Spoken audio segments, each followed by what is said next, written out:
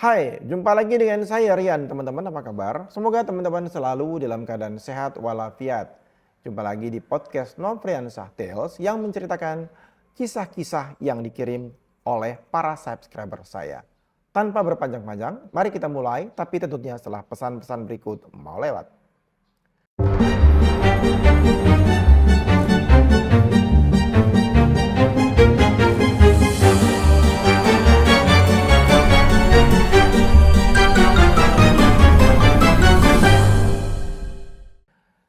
Oke teman-teman, sebelum saya mulai, saya disclaimer dulu ya, bahwa cerita yang saya bacakan murni apa adanya berdasarkan kiriman dari para subscriber. Tanpa saya kurangi atau tanpa saya tambah-tambah.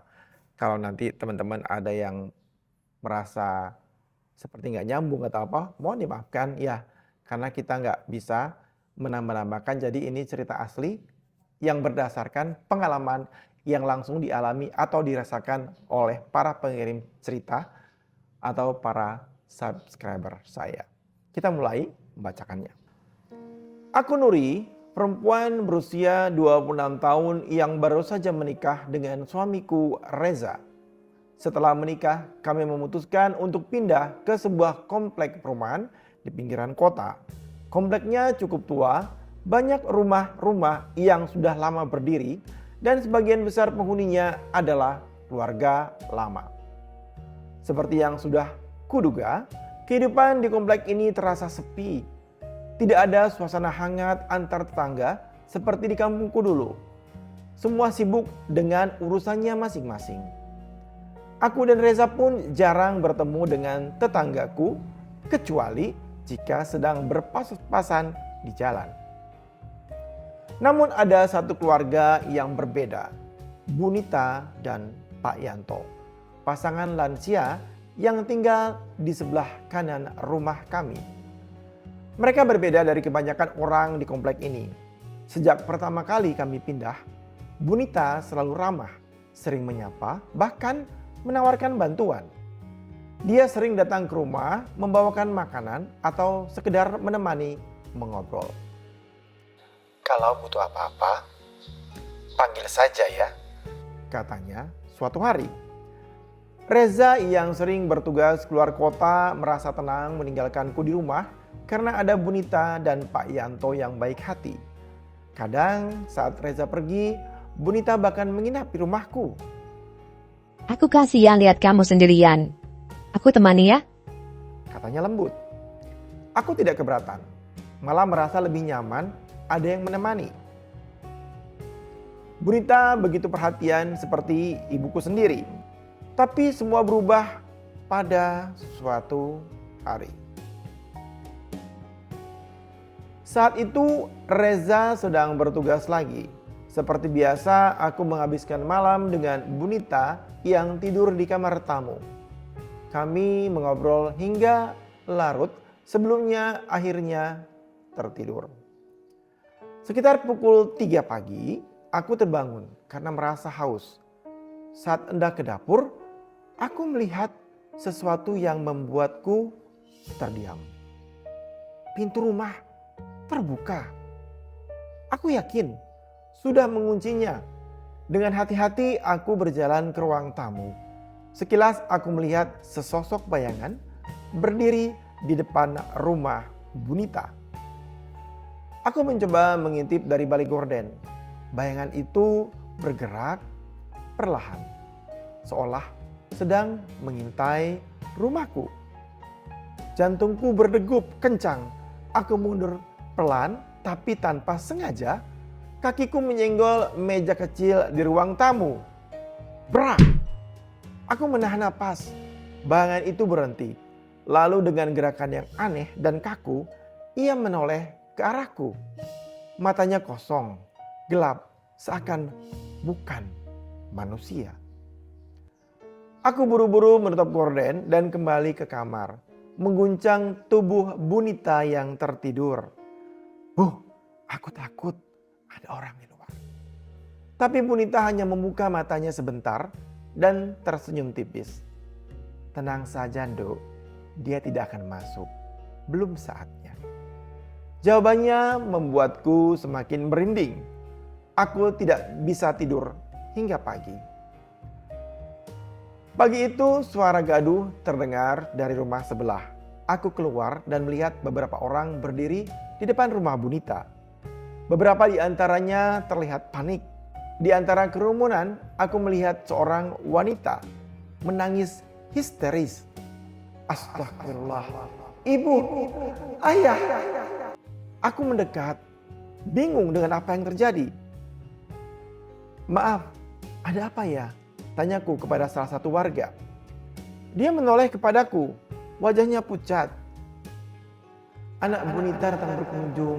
Dia menemukan orang tuanya sudah meninggal di dalam rumah. Meninggal? Tapi semalam Bunita tidur di rumahku. Aku tidak percaya dan berlari ke dalam rumah mereka. Saat itulah aku melihatnya. Di dalam kamar, 2 kerangka manusia terbaring di tempat tidur. Pakaian mereka sudah lusuh, tapi aku mengenali baju itu. Itu baju yang dipakai Bunita dan Pak Yanto saat terakhir kali aku melihat mereka. Tubuhku bergetar, aku mundur perlahan merasa mual. Ini tidak mungkin. Aku baru saja bersama Bunita tadi malam. Anaknya menoleh, matanya berkaca-kaca.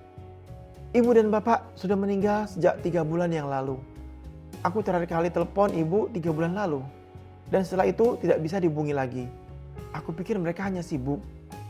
Baru sekarang aku sempat datang. Tapi aku terlambat. Aku ingin menyangkal, tapi semua yang ada di hadapanku adalah kenyataan. Bunita dan Pak Yanto sudah lama meninggal. Lalu siapa yang selama ini tinggal bersamaku? Siapa yang menemaniku tidur?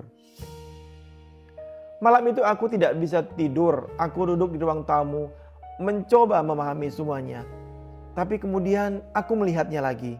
Bayangan yang sama seperti semalam. Ia berdiri di depan rumah Bunita. Sekarang aku tahu, ia bukan sedang mengintai rumahku. Ia sedang menunggu. Untuk apa? Aku tidak tahu. Tapi aku tidak akan tinggal di sini lebih lama. Besok aku dan Reza akan pindah. Sebelum sesuatu yang lain menjemputku. Gimana teman-teman ceritanya?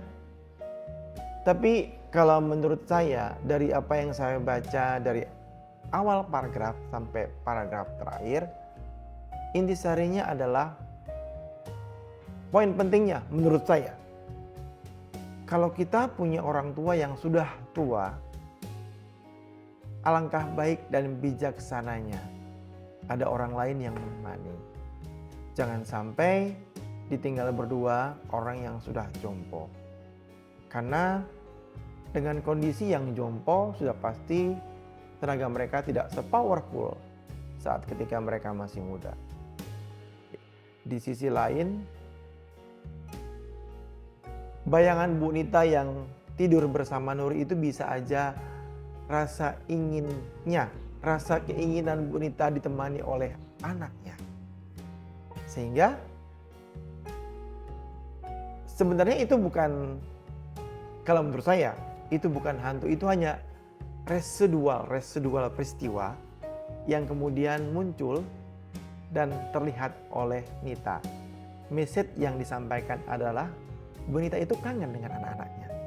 Karena nggak ada satupun anaknya. Memang di sini nggak disebutkan ada berapa jumlah anaknya. Tapi kalau dari cerita di sini yang tersebut seperti hanya 1 orang. Ya, dan dia terlambat sekali. Sampai 3 bulan tidak pernah menghubungi orang tuanya. Akhirnya orang tuanya pergi untuk selama-lamanya. Jadi yang pertama message-nya adalah kalau kita punya orang tua, sesibuk apapun kita, ya, kalaupun mungkin kita tidak bisa berkomunikasi setiap hari, paling tidak ada orang lain yang mengawasi atau menjaga mereka. Yang kedua, sering-seringlah sowan ke rumah orang tua supaya mereka merasa tetap dibutuhkan dan mereka merasa tetap ada. Karena kalau sudah begini, penyesalan tiada berguna. Oke teman-teman, saya ulangi kembali bahwa cerita yang disampaikan, yang saya bacakan seperti apa adanya, tanpa dikurangi atau tanpa ditambahi. Tapi setiap cerita yang dikirimkan dari para subscriber saya punya message, punya pesan Bisa pesan yang sedih, pesan yang indah, atau pesan yang menyenangkan. Oke teman-teman, sekian sudah podcast Nofriansah Tales kali ini. Nanti kita jumpa lagi di video berikutnya dengan cerita yang lain. Tentunya masih kiriman dari para subscriber saya. Sebelum saya akhiri, jangan lupa untuk like, subscribe pastinya, share dan komen jika ada kekurangan ataupun saran yang ingin teman-teman sampaikan. Sampai jumpa.